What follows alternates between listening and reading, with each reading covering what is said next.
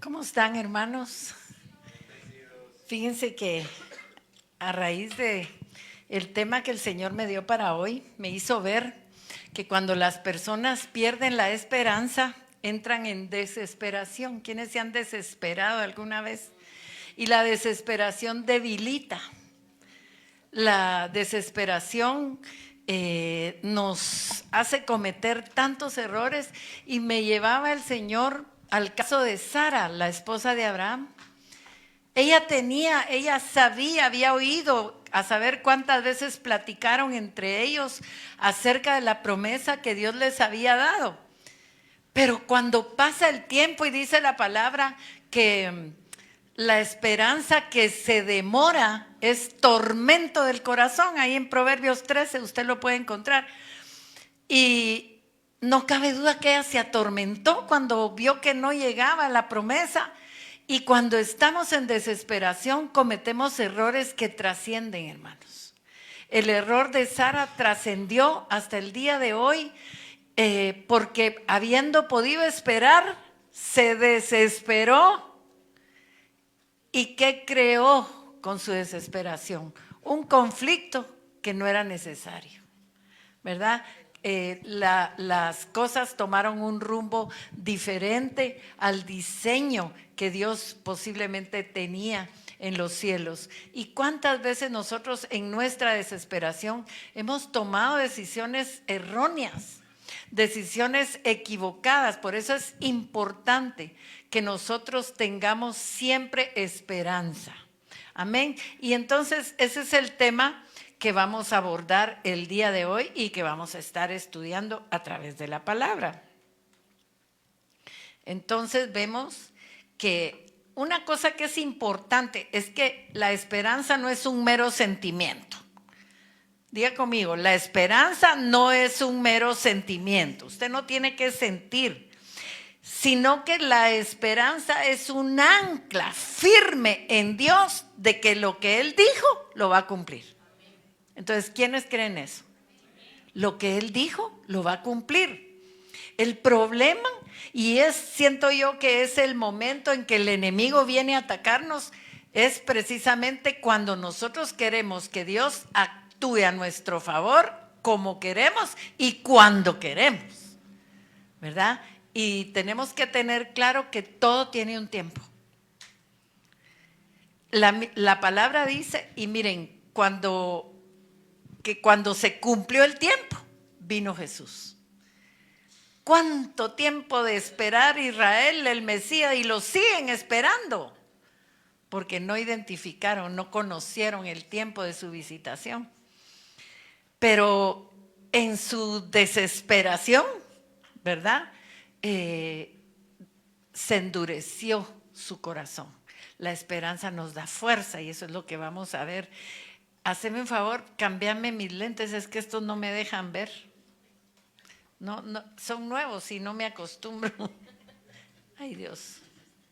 Y aquí me volví a perder. Bueno. Entonces, vamos a ver, en primer lugar, la definición de lo que es esperanza. No es ilusión. Es una confianza plena, una confianza real en las promesas de Dios. Es un esperar con gozo. No, fíjese que en mi bolsa hay unos ahí. Va. Bueno, es que estos no, como es un bifocal, no me acostumbro todavía. Perdón.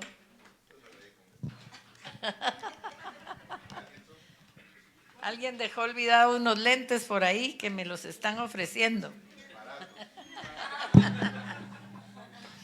Bueno, entonces vemos que no es una ilusión, es una confianza plena, firme en lo que Dios ha prometido.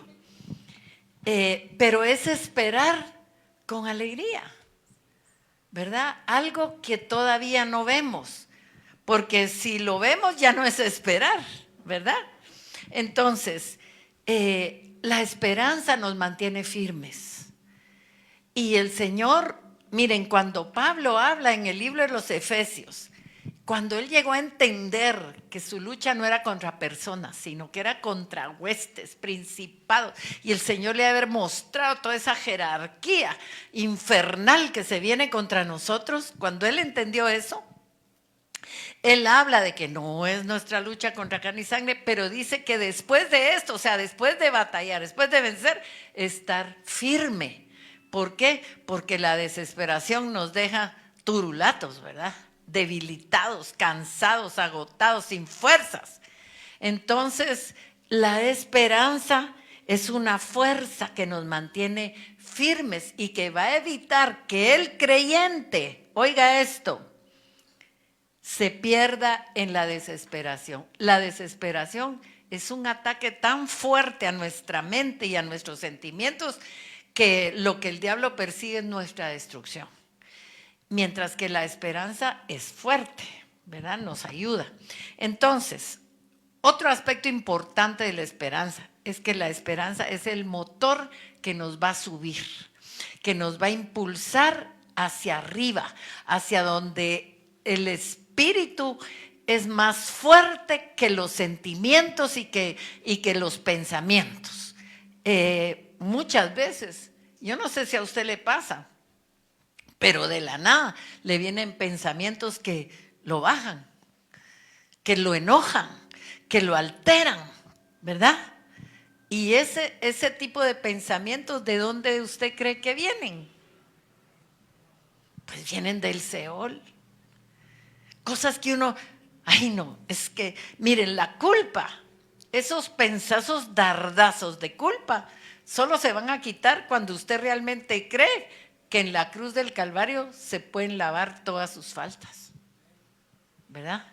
Entonces, es importante, mis amados, que hoy nosotros seamos fortalecidos en esperanza, porque es ese motor.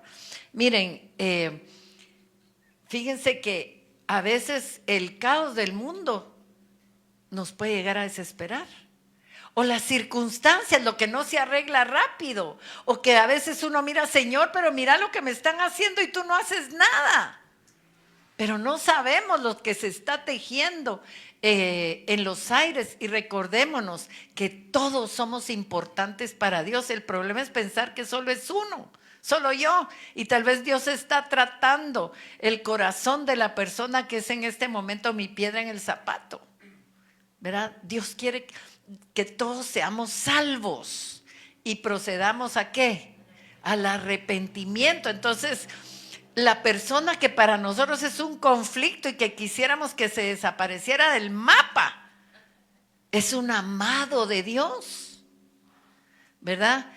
Pero eso es algo que el Señor tiene que ir trabajando en nuestro interior. Entonces, entendemos que la esperanza es ese motor que nos va a ayudar. ¿Qué pasaría con un avión sin motor? No se mueve. No es avión, ¿verdad? Y nosotros estamos llamados a alzar el vuelo. Amén. Vamos a ver el origen etimológico de la palabra esperanza. Y viene del latín sperantia, que deriva del verbo sperare, o sea, esperar mezclado con confiar. Y a su vez de spes, que también significa esperanza. En esencia, la esperanza se relaciona con la expectativa de que Dios va a cumplir lo que nos dijo. ¿Quiénes han recibido palabra de Dios en su tormento, en su aflicción o antes de que venga un tormento? Yo creo que todos. Dios nos habla por la prédica, por los estudios. Cuando usted se sienta en la mañana y empieza a leer la palabra, ahí está Dios hablando, palabra viva, ¿verdad? Pero miren, en la desesperación la gente ni lee la Biblia. Y en la palabra está la respuesta para todo lo que nosotros necesitamos. Está en apuros, lea la palabra. Está triste, lea la palabra. Está alegre, para todo hay una palabra. Amén. Entonces, vamos a ver el fundamento bíblico. En Romanos, fíjense que dice la palabra que Abraham creyó en Dios y le fue contado por justicia, ¿verdad? Entonces, vamos a ver lo que nos dice Romanos 4, del 17 al 20. Como está escrito, te he puesto por padre de muchas gentes, delante de Dios a quien creyó. ¿De quién está hablando? De Abraham.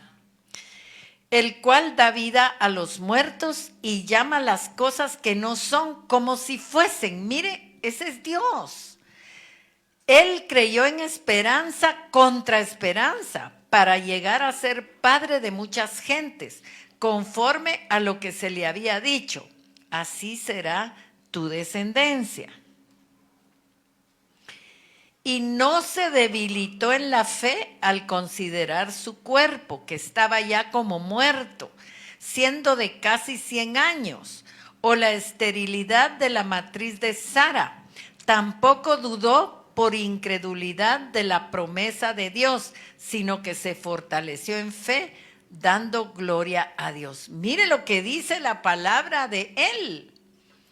Y nosotros, cuando nos enfrentamos a cosas que a nosotros nos parecen imposibles, en ese momento el diablo viene a quitarnos la esperanza. ¿Y sabe qué pasa? Cuando perdemos la esperanza, que es como que nos absorbieran, nos succionaran la energía espiritual que el Espíritu Santo nos da. Miren, es increíble, pero si nosotros no venimos al Señor cada día a fortalecernos en Él, somos vulnerables para que el enemigo nos agarre. Y a veces somos más instrumento del enemigo que de Dios. Eso es terrible. A mí me estremece esa palabra que dice, apartaos de mí, no os conozco, hacedores de maldad. ¡Qué terrible! Y a veces nosotros, como Sara, perdemos la esperanza y queremos hacer las cosas a nuestra manera. Y ahí están obrando las tinieblas a su favor, no a nuestro favor. Entonces, ¿en qué se basa nuestra esperanza? ¿En qué se basa? Hay un hecho palpable, maravilloso, sorprendente, que tiene que darnos a nosotros fortaleza para creer y esperar, y es la resurrección del Señor. La resurrección, miren, de Cristo es la prueba de la verdad de sus palabras y de todos sus hechos. Imagine que si Abraham creyó porque su cuerpo estaba muerto, que iba a dar vida, ¿cómo no vamos a creer nosotros después de que el cuerpo de Jesús fue destrozado? Si dice que fue molido por nuestros pecados y cobró vida. Ese es el hecho de verdad más trascendental, del cual no nos debiéramos de olvidar jamás, porque es como la base de la fe cristiana, ¿verdad? Y es el cimiento de la esperanza. Si Cristo resucitó, todo es posible. En este momento piensa que es imposible para ti. El Señor transformó el miedo de los discípulos después de la resurrección. ¿En qué?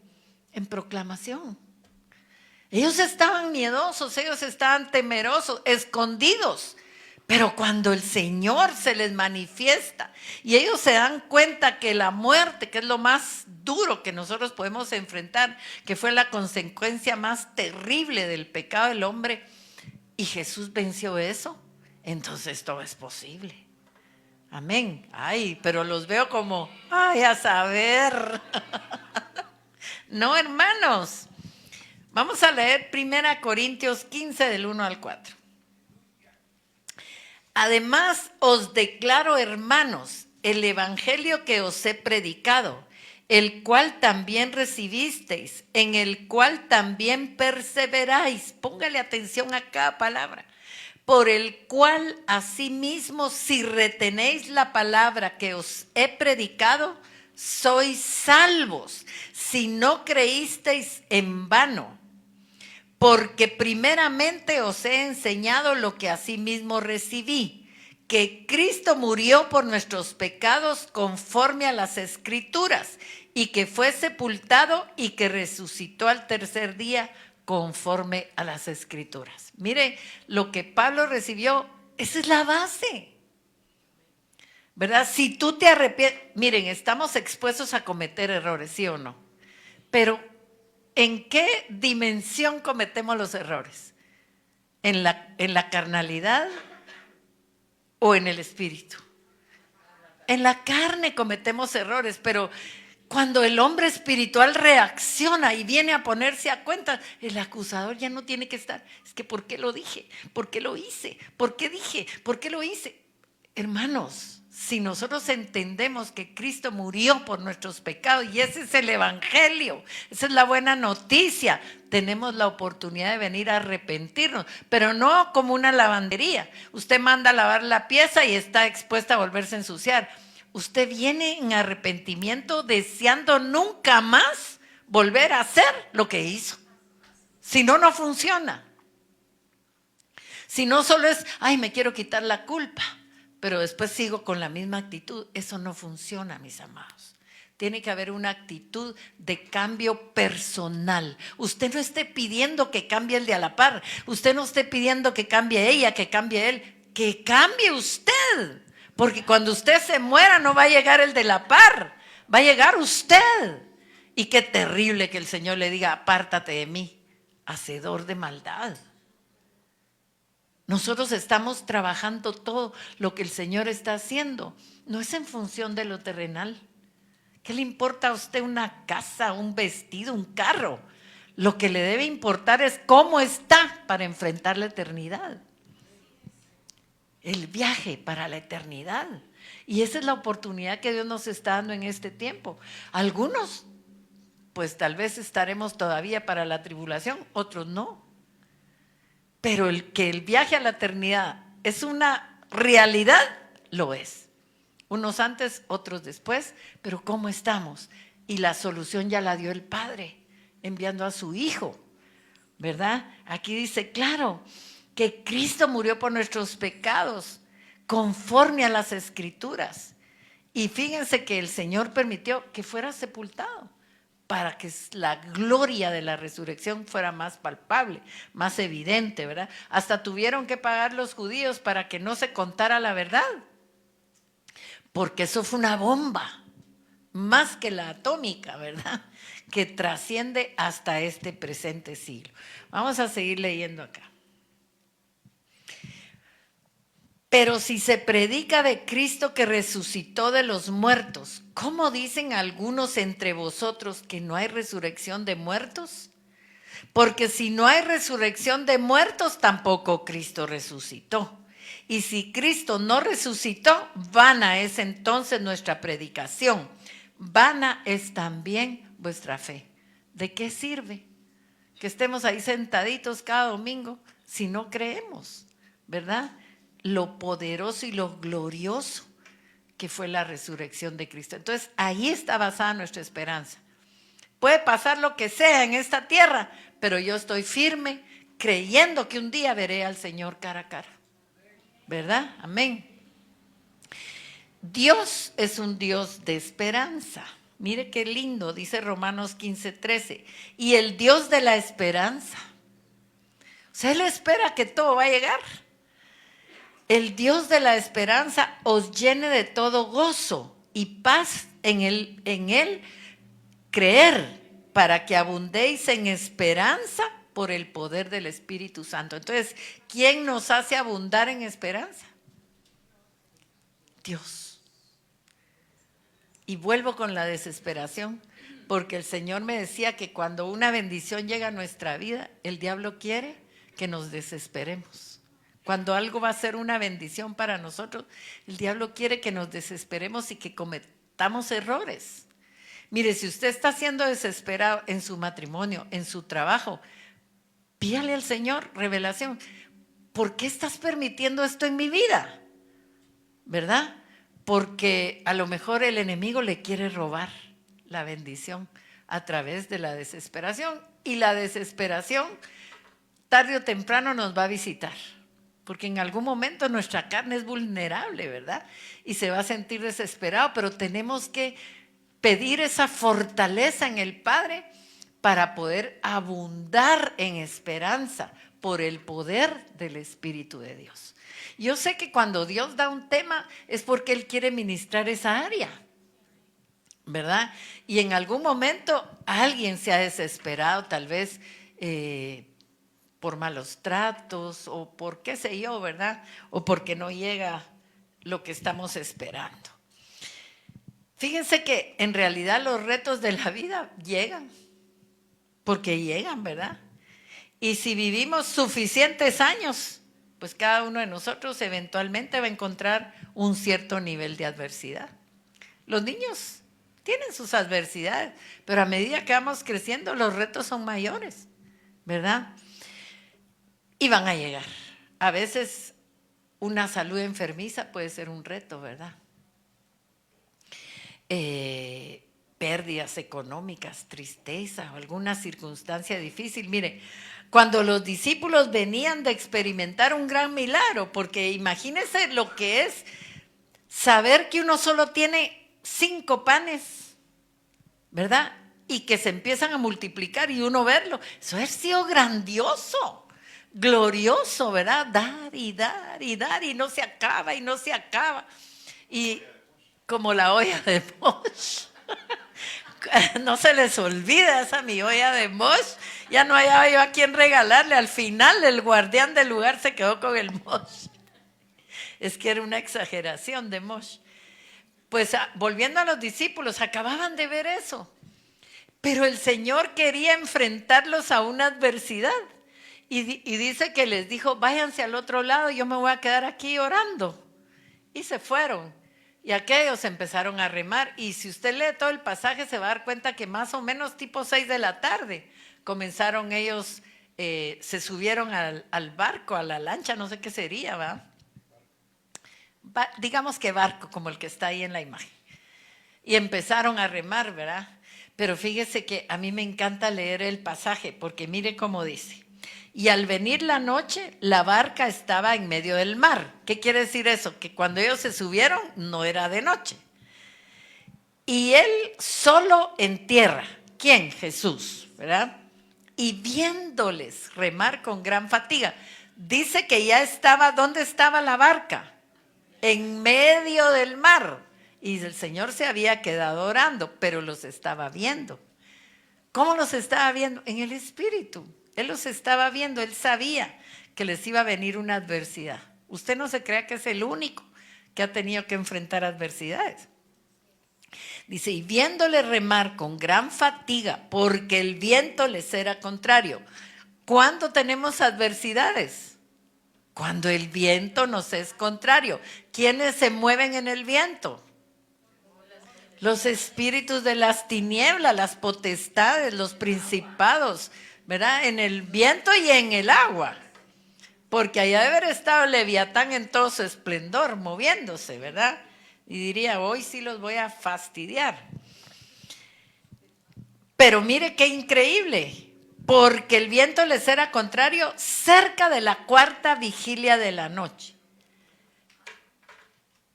Hasta la 4ª vigilia de la noche, el Señor se presentó a ellos. De 3 a 6 de la mañana esa era la tercera, cuando eran, la 4ª, sí tiene razón.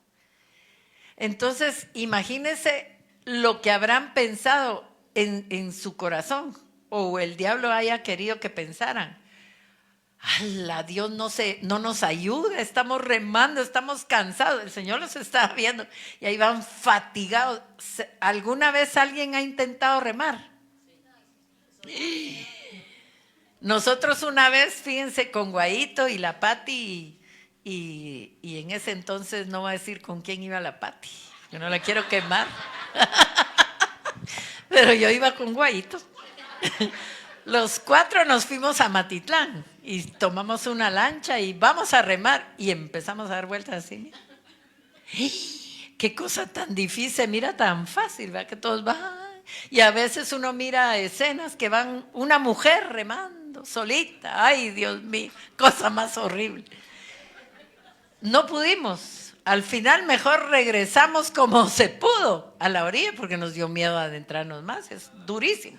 Y ahora imagínense remar con gran fatiga y el viento contrario y el agua levantándose, ¿verdad?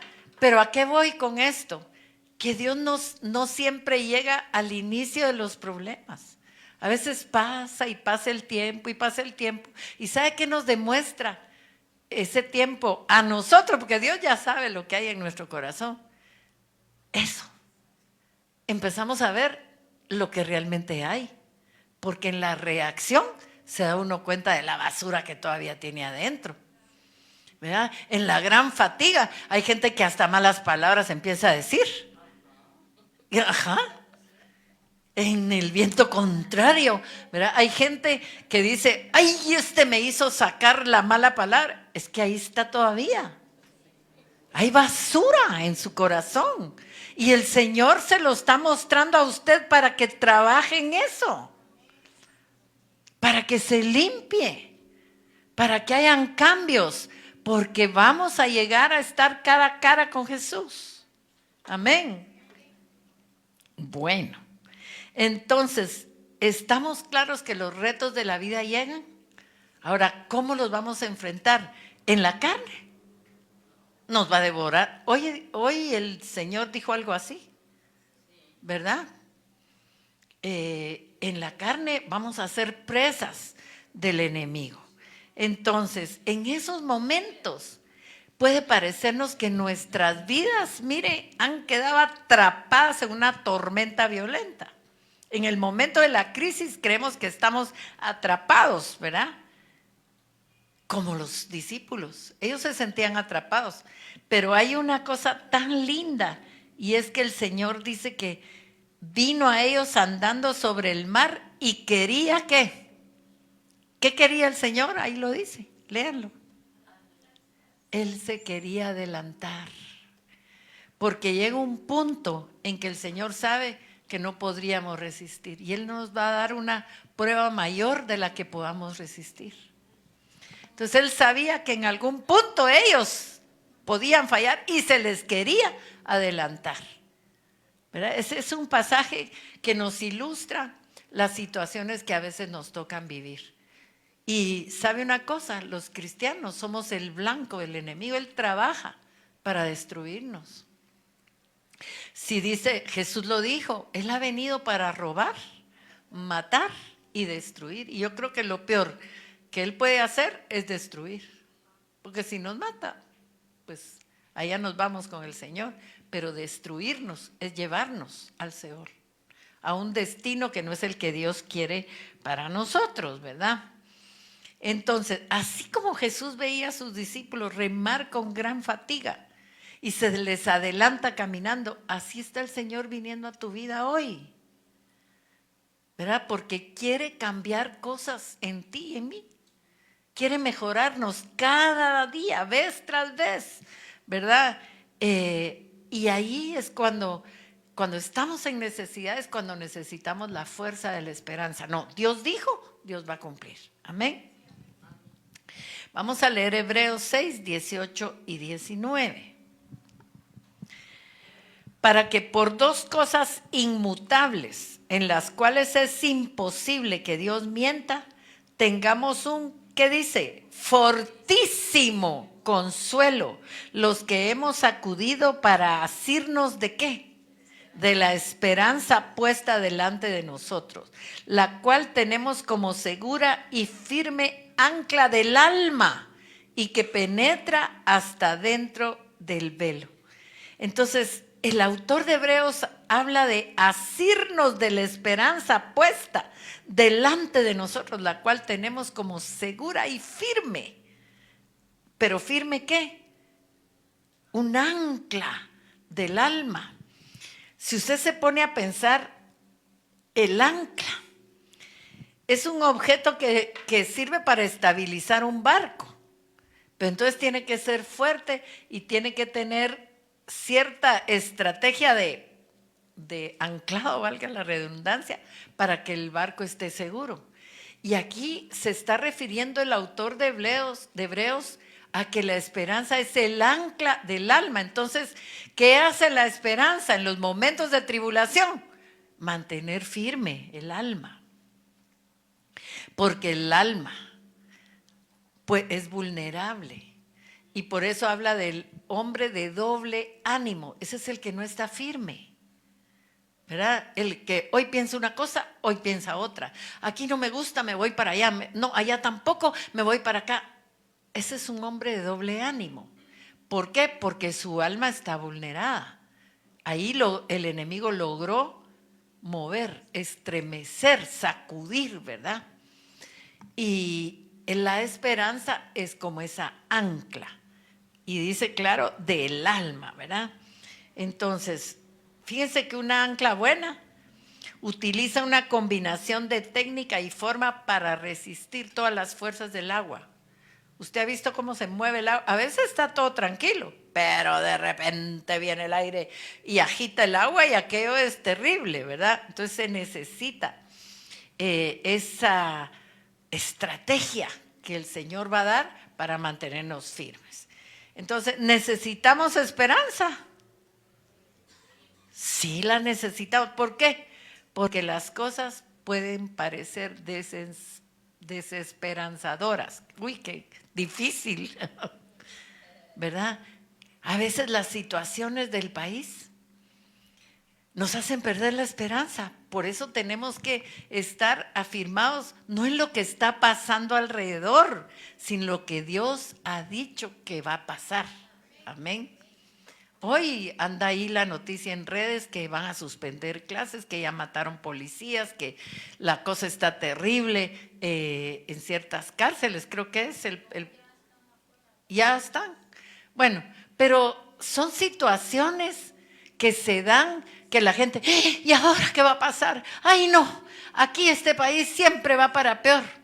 Y hasta maldicen el país. Yo he oído gente que dice, ay no, es que de Guatemala vamos a Guatepeor. Esa es una maldición para lo que tanta gente que estamos orando para que Dios obre y contra las fuerzas que vienen, porque Guatemala tiene promesas. Pero la gente en su desesperación maldice.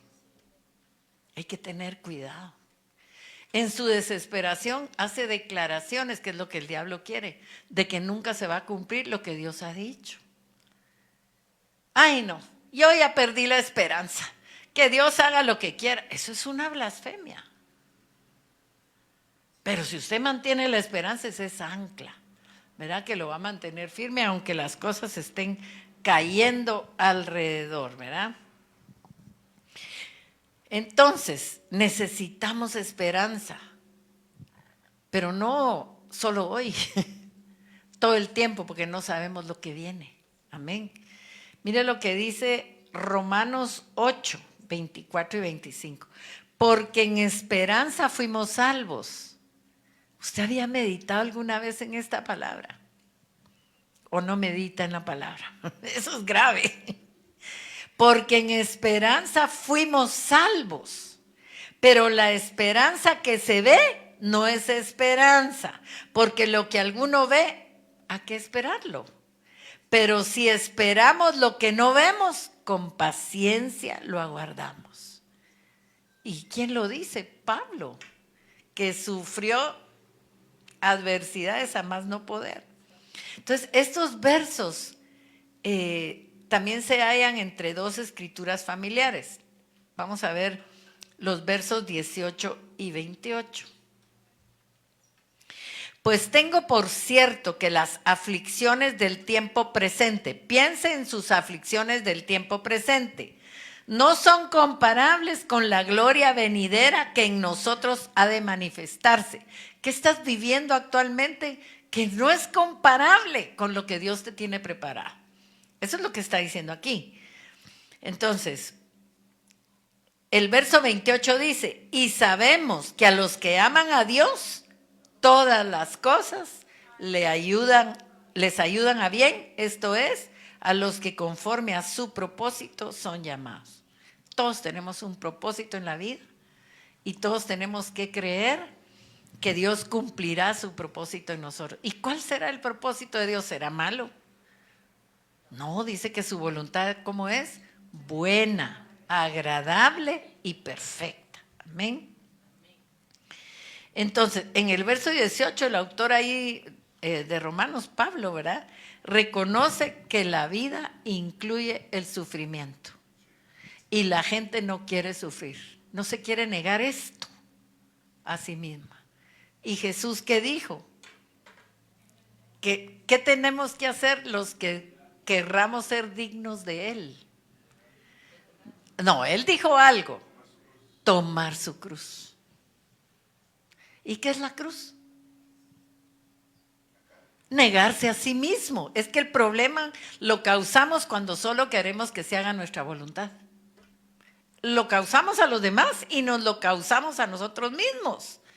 Porque cuando yo quiero imponer algo, quiero imponer mis normas, quiero imponer mis reglas, yo me voy a frustrar. Porque la palabra no dice eso. La palabra dice que se haga tu voluntad y no la mía. Amén.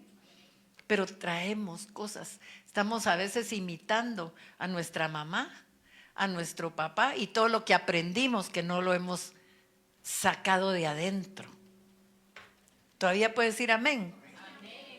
Amén. Pablo había sufrido y por eso él puede entender lo que era el sufrimiento nuestro, ¿verdad? Entonces, las personas en aquel tiempo sufrían. ¿Usted cree que las personas hoy sufren? También sufrimos, ¿verdad? Entonces, el sufrimiento puede ser una causa de desesperación cuando nuestra alma no está anclada. Y miren, el enemigo es tan astuto que nos pone ocupaciones para no anclarnos en la palabra. Con honestidad, ¿cuántas veces al día lee la palabra?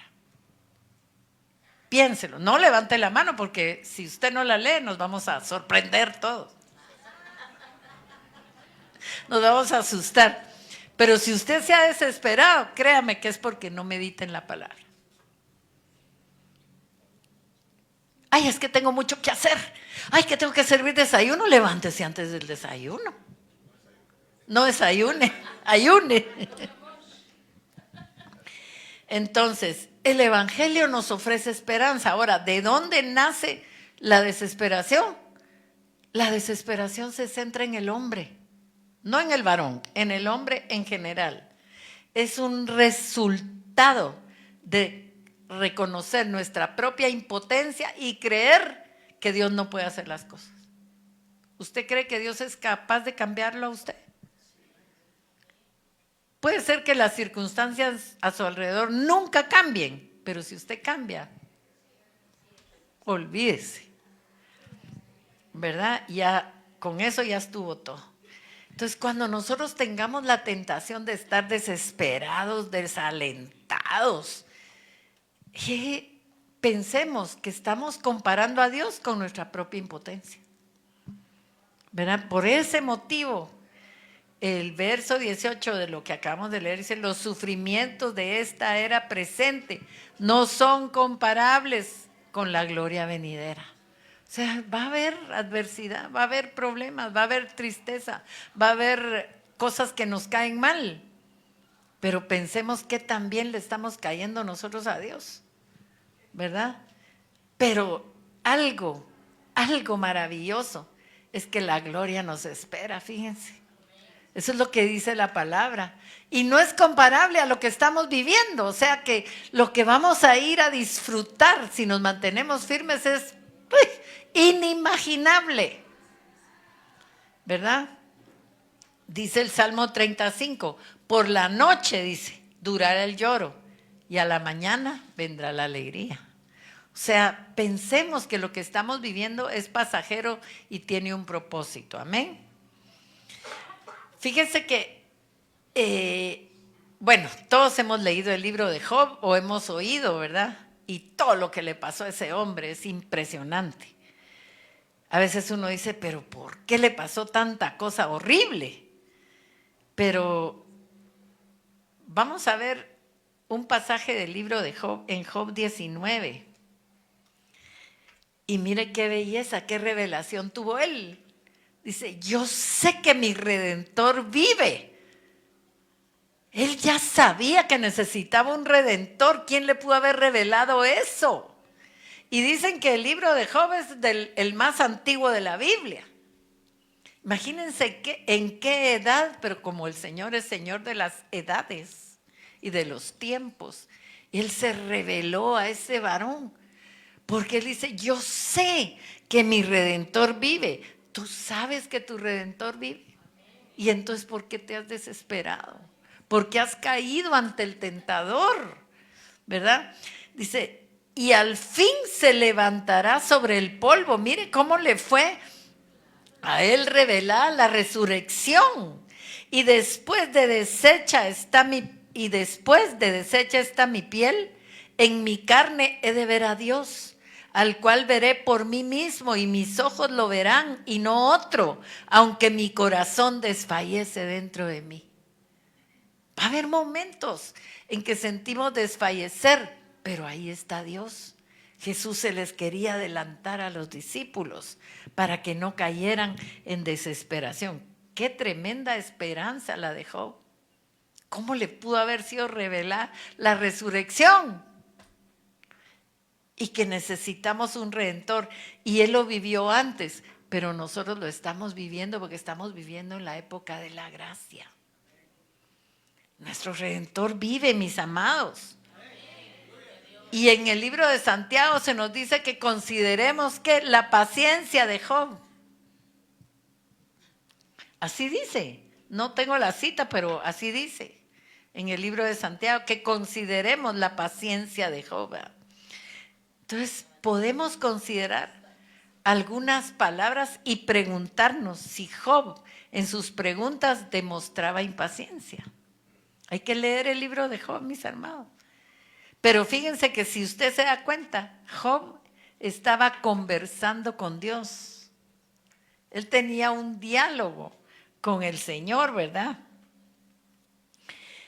Y tuvo la paciencia porque tenía la esperanza de que iba a venir un día mejor.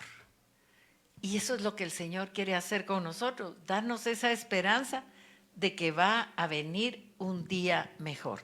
Entonces, esa desesperación es la que ha llevado a la gente a cometer tonteras, a buscar adivinos, brujos que ofrecen respuestas fáciles. ¿Cuándo cree usted que va la gente a buscar un brujo? En su desesperación de que se aceleren las cosas.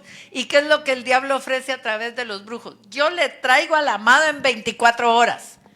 Mire, lo que sea de Dios va a llegar. Pero las solteras a veces se desesperan y quieren tomar iniciativas. Ay, no, yo me le voy a declarar. Hoy se usa que las mujeres se les declaran a los hombres. Pero lo hacen las patojas.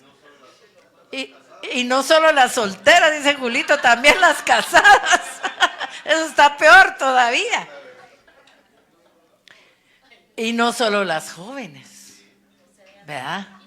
Pero la desesperación lleva a hacer tonterías que van a ser para su destrucción. Imagínense que llega alguien que no está esperando en Dios y se atreve a lanzarse, un hombre o una mujer, y recibe un rechazo rotundo. ¿Qué va a producir eso? Destrucción. Y eso es lo que el diablo quiere, que actuemos en desesperación para poder destruirnos. ¿Qué le ha pasado a la gente que se mete al ocultismo? Ay, es que yo quiero saber mi futuro, porque no espera en Dios. Y quedan enganchados, atrapados. Miren, como en mi vida vieja, que ya he dejado, anduve metida en eso. ¿Quiénes llegaban? ¿Cuál era la pregunta más frecuente cuando yo estaba de espaldas al Señor? Ay, es que quiero saber con quién me voy a casar. Es que quiero saber, fíjese que no tengo trabajo y quiero que Dios me diga. Y encima uno cree que es Dios. Vea el que se está moviendo ahí. Es la desesperación la que ha llevado a la gente a hundirse en el ocultismo. Yo bendigo a Dios que me ha sacado de ahí. Ay, Santiago 5:11 es. Ay, gracias, Julito. Es que mire, a veces me sé dónde queda la casa, pero no la dirección. Entonces, hermanos, la desesperación es una estrategia del enemigo para que cometamos errores de los cuales nos va a costar salir.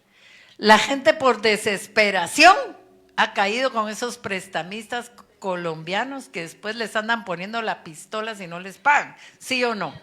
Alguien aquí nos dio un testimonio que Dios lo sacó de ahí, ¿verdad? Pero ¿por qué cayó en eso? ¿Quién fue? Es que me acuerdo que alguien dijo aquí en el púlpito que había estado con los colombianos y Edwin, cierto. Y esa desesperación lo llevó a caer con ellos. Y después, ¿qué hacen ellos? Primero mieles, ¿verdad? Yo le doy lo que quiera, pídame. Pero al día siguiente están con la pistola cobrándole. Y así es el enemigo. Nos hace caer en las trampas para después atormentarnos y meternos, no digo a las prisiones, a las mazmorras. Que ya tuvimos una escuela donde se habló de la mazmorra, es peor que una prisión, porque sobre la mazmorra está la fortaleza del enemigo, que no nos va a soltar tan fácilmente, ¿verdad? Entonces, lo único que nos saca de la desesperación, ¿qué es? La esperanza. Entonces, será importante tener esperanza. Miren, nosotros sabemos que un día, no sabemos cuándo, la trompeta de Dios va a sonar. ¿Y qué va a pasar? ¿Quiénes saben qué va a pasar cuando suene la trompeta? Pero viene el Señor, pero se van a levantar los muertos. Va a haber una transformación y usted va a ser llamado o va a venir con Él, ¿verdad? Pero eso va a pasar. Nosotros, si estamos vivos, vamos a ir al encuentro del Señor. Pero a veces se nos olvida que eso va a pasar. Y estamos tan afanados en lo que está en nuestro mundito que se nos olvida las magnas promesas de Dios. Dios va a redimir esta tierra. Todo va a cambiar. Usted y yo vamos a cambiar, ¿verdad? También va a llegar un día en el que caminaremos con Jesús en el paraíso. Si nos vamos antes, vamos a caminar con Él. Vamos a descansar, pero si mantenemos la esperanza, si hacemos el esfuerzo de que Dios nos transforme, porque sabe una cosa, para que Dios nos cambie nos tenemos que esforzar.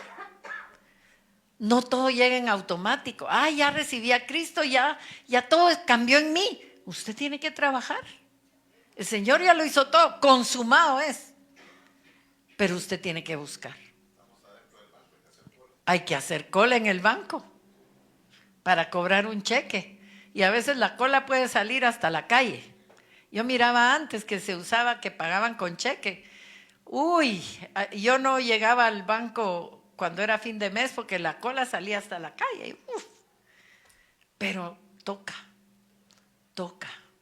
Para obtener las promesas toca esperar. ¿Verdad? Y fíjense que en realidad el tener la esperanza de encontrarnos con el Señor, de que todo lo que está dicho ahí va a pasar, eso nos va a mantener firmes, buscando, creyendo que necesitamos ser cambiados. Mire, cuando Pablo estaba en cautiverio, él tuvo que comparecer ante los oficiales de gobierno. Él fue azotado también. Sin embargo, ¿qué lo mantenía firme? La esperanza en las promesas de Dios. Amén. Vamos a ver Hechos 28:20. Dice, así que por esta causa os he llamado para veros y hablaros, porque por la esperanza de Israel estoy sujeto con esta cadena. Mire qué tremendo. Pero él sabía que había un propósito, que no iba a estarse en esa cárcel para siempre, por la esperanza de Israel. ¿Y cuál es la esperanza de Israel? ¿Quién es la esperanza de Israel? Jesucristo, ¿verdad? Él podía haber abandonado su esperanza y la persecución a la cual él estaba sometido iba a pasar. Pero ¿cómo abandonar lo que nos sostiene? Si la esperanza nos sostiene, mis amados. Entonces, yo no sé si recuerdan una vez que él estaba navegando hacia Roma con otras 300 personas y se cruzaron con una tormenta tan horrible que duró 2 semanas y dice que no miraban el sol, no salía el sol en todo ese tiempo. Vamos a ver, es Hechos 27, 20 y 22. Dice, y no apareciendo ni sol ni estrellas por muchos días y acosados por una tempestad no pequeña, ya habíamos perdido toda esperanza de salvarnos. Imagínense cómo era eso. Entonces, ¿quién quiere que perdamos toda esperanza de cambio y de salvación? Las fuerzas oscuras, mis amados. Ahí dice que no apareciendo el sol ni estrellas por muchos días. Y así estamos muchos, ¿verdad? Pero fíjense que hubo algo bien lindo. No lo tengo aquí, pero sí lo anoté aquí. Que Pablo dice que les dijo, os exhorto a tener buen ánimo, pues no habrá ninguna pérdida de vida entre vosotros, sino solamente la nave. Fíjense que, ¿qué les dio ánimo a ellos? Que Pablo se le apareció un ángel y le dio esa revelación de que nadie se iba a morir. Entonces, aunque la tormenta estuviera en todo su esplendor, ellos tenían que creer que nadie se iba a morir. Tal vez iban a salir golpeados, pero no se iban a morir. Y eso es lo que el Señor nos ha enseñado, que todo el que cree en Él, aunque esté muerto, ¿qué? Vivirá. Y eso nos da esperanza, ¿verdad? Miren, algo que es bien lindo es que la esperanza conquista a la desesperación. Es más fuerte que la desesperación, pero tenemos que dejarla, ¿verdad? La esperanza nos da poder. Fíjense que vi una anécdota que me gustó, que dice que un jugador de los buenos, ¿verdad? Llegó tarde y se fue a la banca y le preguntó al que tenía la par, ¿cómo vamos? 18-0. Ay, me imagino que todos están desanimados. No, por supuesto que no, si todavía no nos ha tocado batear. Imagínense, iban 18-0. Pero ¿qué lo mantenía poderoso? Que tenía la esperanza de que podían ganar. La esperanza nos da poder, mis hermanos, para alcanzar, para esperar, para sostenernos, para poder producir paciencia. ¿Verdad? A veces las adversidades son las que nos van a ayudar a producir paciencia, ¿verdad? Entonces nosotros en calidad de cristianos tenemos confianza de que Dios va a actuar, de que vienen tiempos mejores, ¿verdad? El diablo te ha hecho pensar que tu vida no va a cambiar, pero vienen tiempos mejores. Miren, cuando nosotros no tenemos esperanza, tendemos a mirar a nuestro alrededor y ver lo horrible que son las cosas. Y el diablo está trabajando en las redes sociales, en las noticias y todo, para que nosotros solo veamos lo horrible de las cosas. Y a veces a nuestro alrededor no ponemos los ojos en lo que Dios está haciendo, sino en lo horrible que son las cosas. Pero Dios quiere que nosotros, su pueblo, tengamos otra perspectiva de la vida, ¿verdad? Cuando nosotros tenemos esperanza, nuestra vista no está en las cosas, está en Él. Puesto los ojos en Jesús, dice, el autor y consumador de la fe. La esperanza cree que Dios tiene un fin. Y sabemos, dice, que a los que aman a Dios, que todas las cosas les ayudan a bien. Entonces, lo que estás pasando te va a ayudar para bien, te está puliendo. Claro que el que sirve de lija, ¿cómo terminan las lijas? El mueble divino y la lija, fatal, ¿verdad? Entonces es preferible que la lija pase por nosotros y no nosotros ser la lija de los demás, ¿verdad? Entonces, fíjense que José de la Biblia, el hijo de Jacob, todo lo que le tocó vivir y todo lo que le tocó perdonar, porque me imagino que cuando está en la cárcel y se acordaba lo que le habían hecho a los hermanos, se le retorcía la tripa, ¿verdad?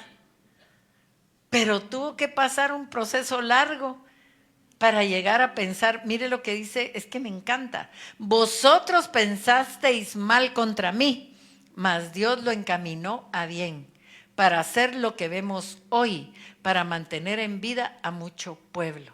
Entonces, ¿qué está pasando hoy en nuestra vida? ¿Verdad? El enemigo planeó hacernos mal, pero con esperanza Dios lo va a encaminar para bien. Vas a salir transformado, cambiado. ¿Verdad? Claro que esas palabras las dijo José después de que vio el resultado, ¿verdad? Pero nosotros tenemos escrito lo que va a pasar. Y ahí dice que todo ayuda a bien. Entonces, ¿será que salió algo bueno del reto que enfrentó José? Yo creo que nadie nos ha tocado todo lo que le tocó vivir. Lo quisieron matar, lo calumniaron, le mintieron al papá, lo metieron preso, le inventaron un acoso sexual que no existía. Y otra vez preso. ¿Cuántos años pasaría en ese tormento? Pero había un plan. Y puede ser que ahorita no lo veas, pero Dios te está formando para cumplir ese plan. Amén. Y fíjense que ese plan de José, ¿será que dio fruto? ¿Qué era lo que pasó? ¿Por qué él llegó a esa esfera de poder terrenal? Para la preservación de Israel. Israel sigue hasta el día de hoy. El Señor lo preservó. Mire todo lo que se volvió porque un hombre pasó muchísimas adversidades para que el plan de Dios se cumpliera. Tú no sabes qué gran cosa va a hacer el Señor a través de ti, ¿verdad? Hay un salmo, creo que es el 119, 71, que dice, bueno me es ser humillado, para que aprenda, creo, tus estatutos. Si alguien lo puede buscar y me lo dice. Pero en donde el salmista reconoce que bueno me es ser humillado, pero no me es bueno ser yo el humillador. Bueno me es ser humillado para que yo aprenda tus estatutos. Así lo dice. A ver, Julito, el apuntador oficial.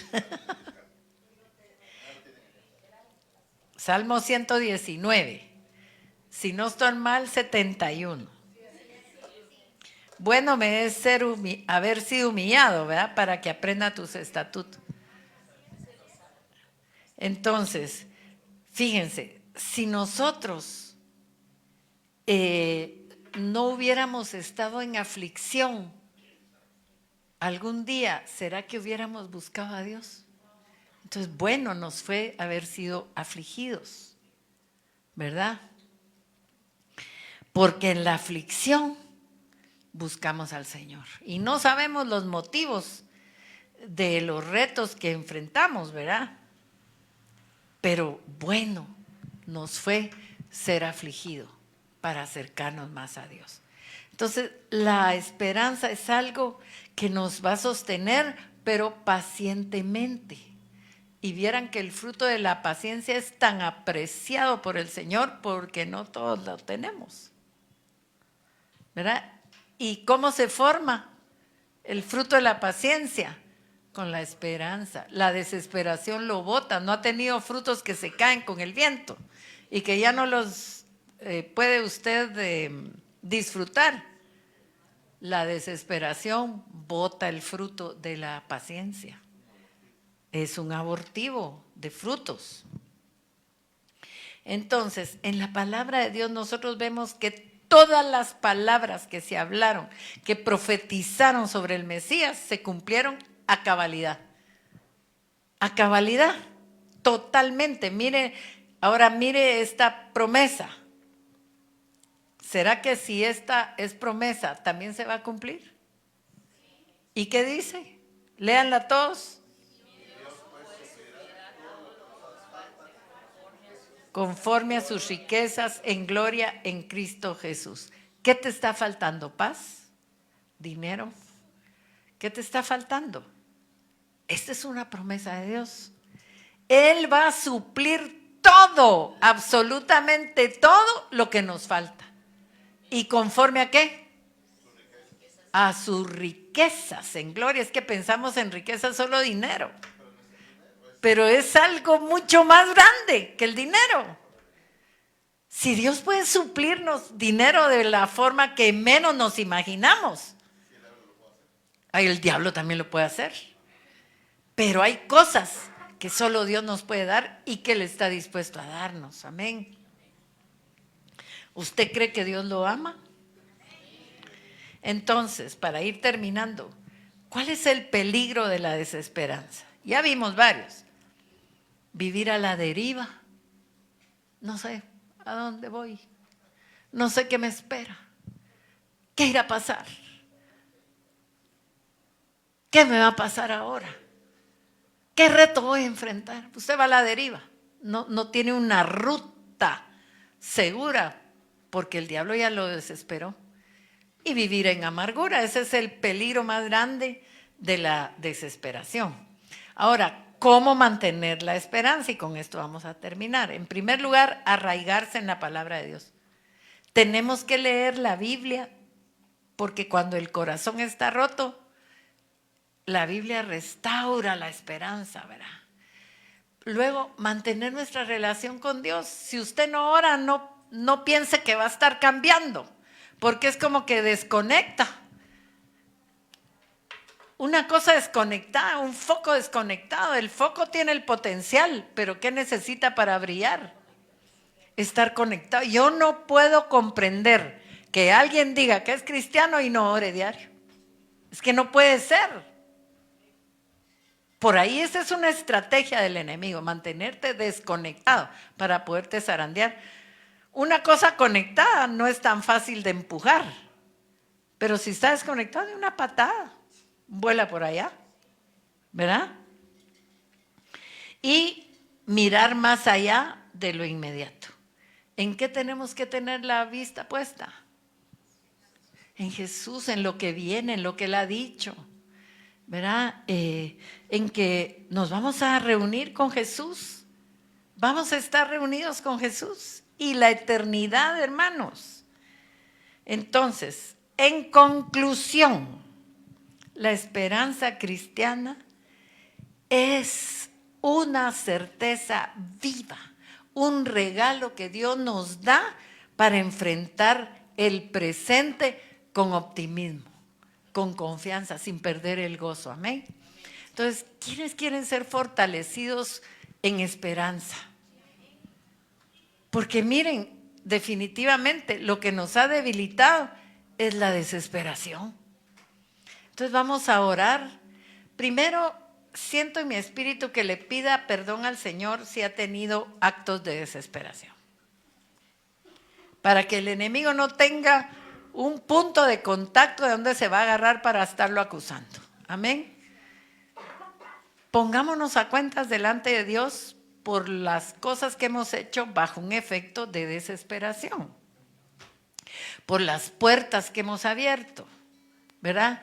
En desesperación decimos palabras, insultamos o maldecimos, qué sé yo. Entonces, vamos a orar primeramente así. Padre, venimos delante de ti con la confianza de que todos nuestros errores y nuestros pecados pueden ser perdonados. Y Señor, nos arrepentimos genuinamente por las cosas que hemos hecho en desesperación, sin esperanza. Te pedimos perdón, Señor, sabiendo que en la cruz del Calvario se desató ese perdón y esa misericordia se manifestó. Perdónanos, Señor. Que tu sangre nos limpie de toda culpa, de todo pecado, Señor, de todo error cometido, Señor, libértanos. Y hemos creído hoy, Señor, que es tu Espíritu Santo, el poder de tu Espíritu, el que nos puede proveer esa fuerza, esa esperanza que tal vez ya hemos perdido, Señor, o que el enemigo la ha querido quitar de nuestra vida, para debilitarnos, para enojarnos, para descalificarnos en nuestras batallas. Señor mi Dios, por tu misericordia, clamamos que nos llenes de esperanza. Deje que esa fuerza de Dios venga sobre usted. Él conoce su corazón. Él ha visto que el enemigo le ha hecho perder fuerzas. Pero la esperanza hoy va a venir a fortalecer su vida. Si usted siente que ha estado debilitado, póngase de pie, levante sus manos para que esa fuerza venga sobre usted. Y sabemos, Señor, que aunque las cosas tarden, un día llegarán, porque si tú lo has hablado, tú no eres hombre para que mientas, ni hijo de hombre para que te arrepientas. Gracias, Señor, por todas tus promesas. Gracias, Señor, porque lo que no vemos es lo que nos sostiene cuando tenemos esperanza. Que venga esa fuerza sobre nosotros, Señor, en esta hora. Que la unción de tu Espíritu venga hoy y nos sostenga en esperanza, Padre. En el nombre poderoso de Jesús de Nazaret. Creemos, Señor, en tu poder. Creemos en que tu palabra es verdad, Señor. En que tú eres la verdad, el camino y la vida, Señor. Gracias, Señor, porque siento que está viniendo un fuego sobrenatural sobre nosotros. No sabemos qué viene para el mundo en este tiempo, pero sí sabemos que te veremos cara a cara, Señor. Y que nuestro futuro eterno está garantizado, Señor. Gracias te damos, Señor. Señor, me pone fuertemente que rechace toda obra de maldad. Rechace toda obra de maldad. Y hay personas que tienen que pedir que sean canceladas sus palabras, porque sus palabras declaradas van a regresar a usted si no las cancela. Padre, en el nombre de Jesús, venimos pidiéndote que sean cortadas esas palabras, echadas al fondo del mar, Señor. Que todos nuestros pecados y nuestros errores sean quitados de delante de nosotros. Como decía David, que su pecado estaba delante de él día y noche. Quita de nosotros, Señor, toda esa culpa que el enemigo trae. Y ayúdanos en la esperanza a verte a ti y no a nuestros problemas. Gracias te damos, Señor. Gracias por lo que estás haciendo, porque estás fortaleciendo a tu pueblo, Padre. En el nombre de Jesús te doy gracias, mi Señor. Amén, amén y amén.